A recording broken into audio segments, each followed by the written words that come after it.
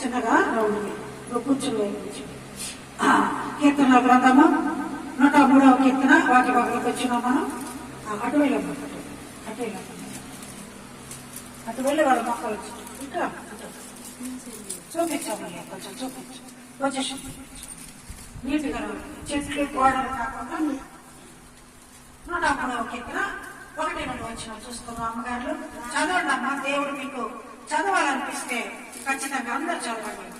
ఎంతమంది చదివినా తక్కువే అవుతుంది. అమ్మా ఏమంటా చెప్పండి అందరూ, చేయబెట్టుకోండి. ప్రాణం ఎక్కడ ఉన్నది?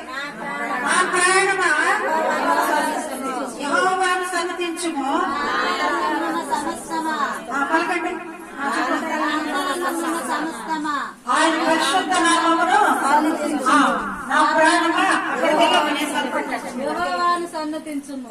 ఆయన చేసిన ఉపకారములలో దేనిని మరువకము. చాలా మంచాలు ఎన్నెన్ని ఉపకారాలు చేశారు, అవన్నిటిని గురించి మర్చిపోకూడదంట. మనకు అన్ని ఉపకారాలు ఆయన చేస్తుంది, కానీ మనకు తెలియదు. ఒక ఆయన నేను సాక్ష్యాలు చేసే సమయం వచ్చినప్పుడు పెద్ద చర్చి బోధిస్తున్నాను. ఒక ఆయన వచ్చి నిలబడ్డాడు. అయ్యా సాక్ష్యం చెప్తున్నారు అందరూ, మీరు ఏ సాక్ష్యం చెప్తున్నారు? అమ్మగారు నేను సాక్ష్యం చెప్తానని వచ్చి నిలబడ్డాడు. ఏం సాక్ష్యం అయ్యాను? ఏమి చెప్పలేదు, గొప్ప నిలబడ్డాడు. ఏంటయ్యా గొప్ప నిలబడ్డాడంటే, అమ్మా పోయిన వారం నుంచి వారం వరకు నాకు తెలిసిన వాళ్ళ బంధువులు 2 చనిపోయారు. నాకు బాగా దగ్గర వాళ్ళు. నేనైతే అర్థమైందా మీకు?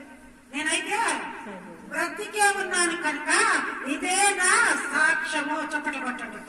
బ్రతికి ఉన్నదయ్యే సాక్ష్యము. దేవుడు నిన్ను బ్రతికించాడంటే ఇది సాక్ష్యం కాదా? ఇది మేలు కాదా నీకు?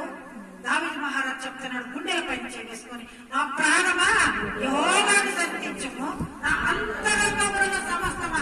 అంతరంగములు ఏమేముంటాయమ్మా చెప్పండి? కడుపులు ఏమేముంటాయి? అన్ని అవయవాలు ఉంటాయి. మనిషికి కావాల్సిన ఇంధనం మొత్తం లోపల ఉంటుంది. అవన్నీ కూడా వాటన్నిటికి కూడా చెప్తున్నాడు ప్రార్థించమని. మనం అంటే పెదవులతో ప్రార్థిస్తున్నాం, హృదయంతో ప్రార్థిస్తున్నాం, కానీ ప్రాణానికి చెప్పాడు. ప్రాణం అంటే హృదయం. మన లోపల అంతరంగమందున సమస్తమా ఆయన పరిశుద్ధ నామమునకు, ఆయన పరిశుద్ధ నామం సన్నతించు. అవయవాలకు తెలుస్తుందా? తెలుస్తుందమ్మా. నేను ఇప్పుడు మాట్లాడుతున్నప్పుడు మీకెళ్ళి చూస్తున్నప్పుడు అన్ని పని చేస్తున్నాయి. చూస్తున్నప్పుడు కళ్ళు పని చేస్తున్నాయి, మాట్లాడుతున్నప్పుడు నాలుగు పని చేస్తున్నాయి, పెదవుల రోజు కలవలసినప్పుడు కలుస్తున్నాయి, లోపల అన్ని కదిలింపబడుతున్నాయి నేను మాట్లాడుతున్నప్పుడు. మరి మీరు ఆ విధంగా మాట్లాడుతున్నారా? ఆ విధంగా